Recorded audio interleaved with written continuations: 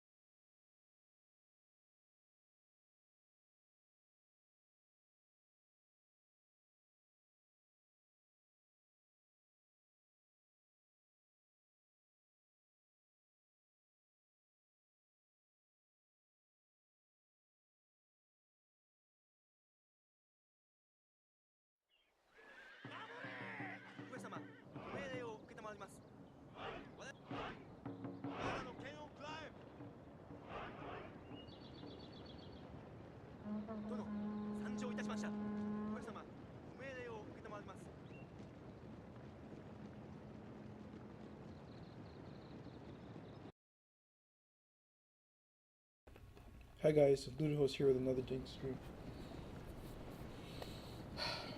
I'm gonna make this one pretty short. Sorry, I was just eating something and I thought, why not stream? So I recently changed my avatar from a melee general to a leadership general. Notice this scares enemies. And against an army like this, it kind of worked. 4 katana samurai, a bunch of cavalry. Yeah, But I want to go over this battle.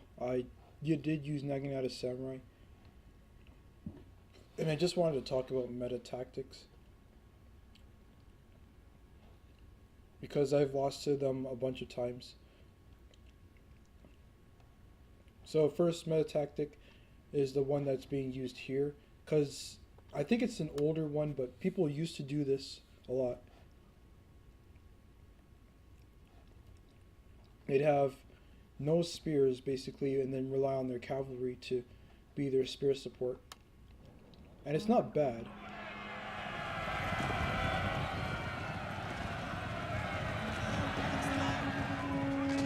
But as you can see, it's not the best either.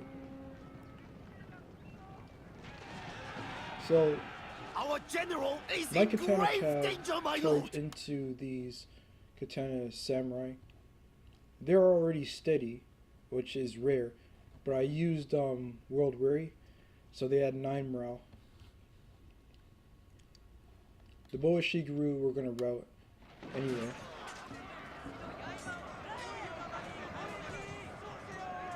I used Raleigh, but I didn't bring the Mitsuke Inspector because the Mitsuke Inspector only works once.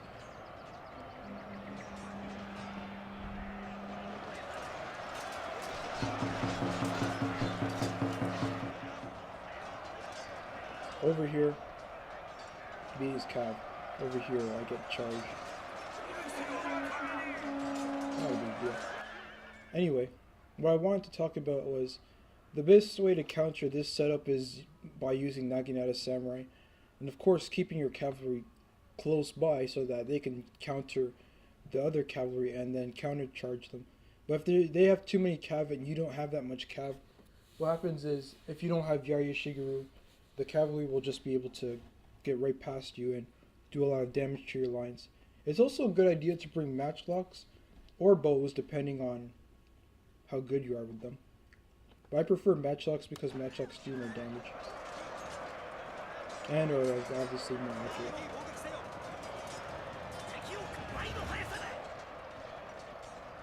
So yeah, you leave a unit of Naginata Samurai right here, 14 morale.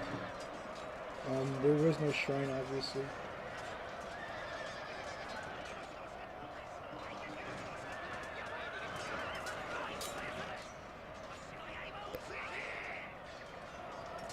Decides to think he's gonna charge my Naginata Samurai.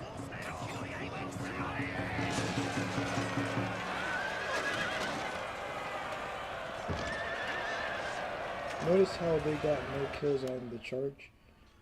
It's the beauty of Naginata Samurai, really. But of course, I also have their general has fallen. A cutting blow. Over here, this unit of Katana Samurai is the last one. My lord, a glorious victory will soon be yours. What he wanted to do wasn't a bad idea. It was just the execution.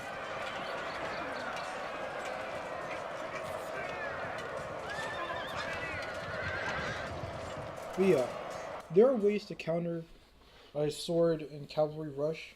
Usually, in game, if regardless of what army you have, you just have to separate the cavalry and make sure that the cavalry don't get to you by the time the infantry do.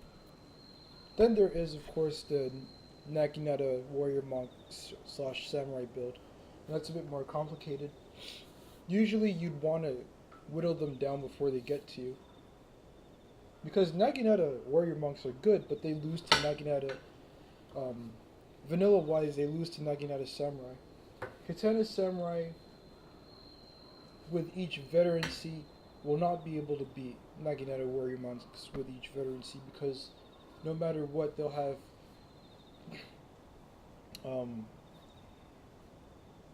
the most defense they can have is, I think, 20. And the most melee attack a Katana Samurai can get without retainers, obviously, is 20.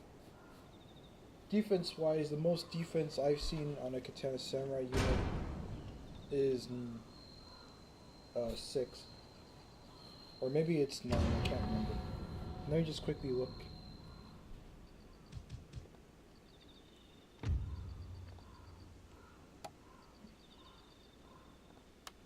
Yeah, it's 6. not 9. Only if you use Renyo's teachings.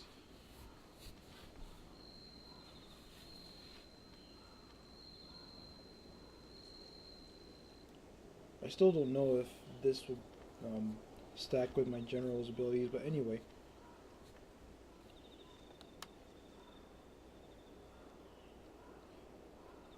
The best way to counter Naginata warrior monks technically is at range. For bow warrior monks it's with cavalry, and for matchlocks it's also the same thing. But for warrior monk, the Naginata warrior monks, you definitely want to deal with them at range. Same thing with the cavalry, except they do lose on the charge to Yari Cav, so keep that in mind.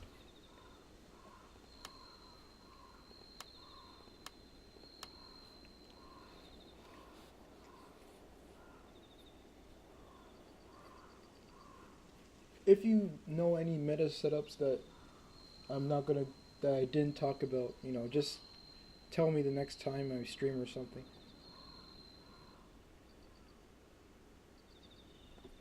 But on a serious note, most metas revolve around spears now, because spears have been proven to be the most cost-effective or most long-lasting units. And in a game where battles happen very quickly, you'll want your units to last a long time, or you'll want them to kill in a short amount of time. Either way, you want something, and whether you go for swords or for spears or for naginatas, like something in between, you have to figure out what the unit is good at. Naginata samurai are not like Yari samurai. They're not like katana samurai. They lack the killing power of katana samurai by quite a lot, and they lack the ability to kill cavalry as Yari samurai. What Naginata samurai are good at, though, is, being good at holding the line. Like, they die a lot slower than, or quite slower than Yari samurai. I don't want to say a lot slower because people might do tests and then find out that that's not true. I'm still thinking about deleting this veteran unit because I might delete it. I just want to get it to Vet 9 first. But yeah, Naginatas are definitely for defensive reasons. They do benefit more on the defensive. I've noticed that.